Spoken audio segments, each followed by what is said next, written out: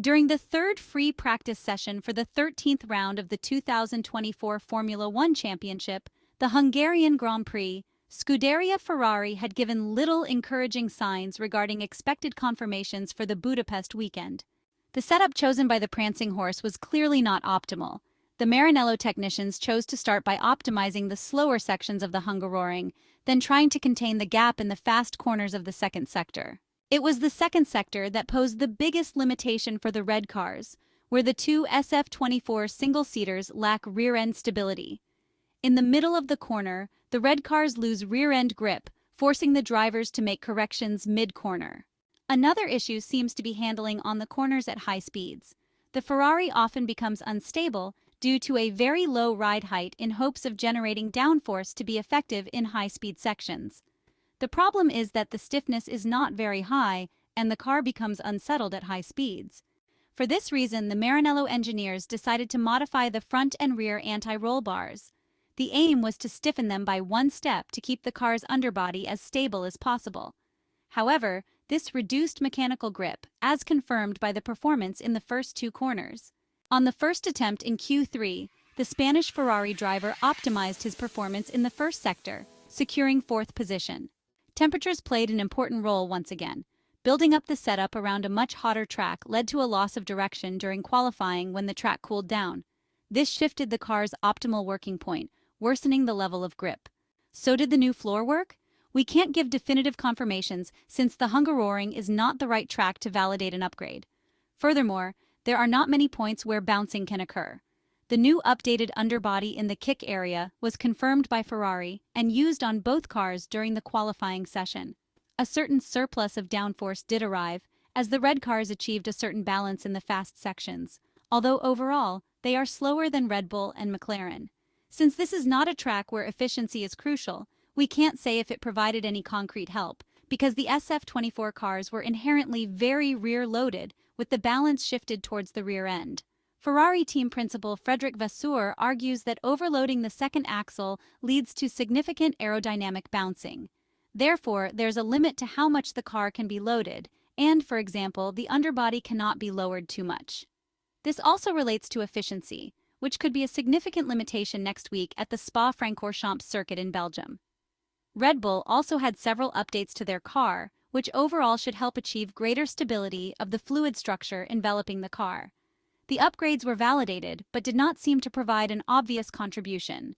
In addition to this, once again we heard Max Verstappen complaining about a lack of rotation, which prevents him from using the more favorable lines in the middle sector.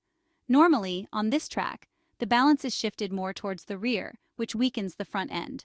Cars with a good baseline of front grip, like the McLaren, have fewer problems. At Red Bull, they are struggling to find the perfect balance and seem to have weakened the front end a bit too much. On Friday, they did several tests with front load, but the Formula One world champion was still not happy. From an aerodynamic point of view, Red Bull loaded the rear heavily, but the benefits were not seen in the middle sector. Max Verstappen optimized the first sector of the track, managing to set the best split time to counterbalance the second sector. However, in the final sector, he lost fractions of a second to McLaren, which resulted in the loss of pole position. Observing the telemetry data and the ideal sector times, we see that the MCL39 and the RB20 were on the same level. Ferrari, the third force, is 0.4 seconds behind on a single lap, slightly ahead of the Mercedes of the seven-time Formula One British world champion. Lando Norris had the most balanced car and did well to maximize the result on track. An MCL38 car that is easy to drive with the best compromise between high and low speeds. In corners 2, 5, 13, and 14, McLaren shows a great amount of front grip, confirmed by the few corrections on the steering wheel. In the middle sector, they create a gap, gaining several tenths even against the Red Bull RB20 of the Dutchman. In the first and third sectors, they are on par with the other cars, confirming the excellent setup they have built. Finally, it is no coincidence that Mercedes has become competitive again with these temperatures. The W15 is a car with a more front-end balance, while this track is more rear-limited. Their problem was to contain the temperatures at the rear to achieve maximum traction. With significantly cooler track surface, this problem was minimized, as was the case 2 weeks ago in the British Grand Prix at the Silverstone circuit. Overall, the Brackley team built a setup quite similar to Ferrari's, which is still quite comfortable on this type of track. In the middle sector, Lewis Hamilton and Carlos Sainz essentially achieved the same result. However, although both showed an almost satisfactory balance in this area of the track, the level of competitiveness was not up to par. Competitiveness was undoubtedly insufficient compared to Red Bull and McLaren's performance. Ferrari held a small advantage in the first sector, where they showed great things on Friday, while Mercedes struggled, unable to find the pace. In this particular and somewhat sad battle to be the third force, the first sector made the main difference on the stopwatch. There is also one other interesting aspect to point out regarding the Maranello team's choices for the Hungarian Grand Prix. Although no rain is expected on Sunday, with temperatures likely to rise to the levels seen on Friday, Ferrari has decided, contrary to other teams, to sacrifice a bit of the cooling system of the power unit by mounting an engine cover with smaller vents compared to the version used in the free practice sessions on the first day of track action at the Hungaroring in Budapest. On Friday, as can be seen from the photos below, with high temperatures almost reaching 60 degrees Celsius on the track surface, Ferrari preferred to mount engine covers with 5 side vents on the SF-24 cars of Charles Leclerc and Carlos Sainz. These were symmetrical covers in this case, an unusual detail if we remember the solution proposed by the Italian side at the Red Bull Ring in Austria, another weekend which was marked by extreme temperatures.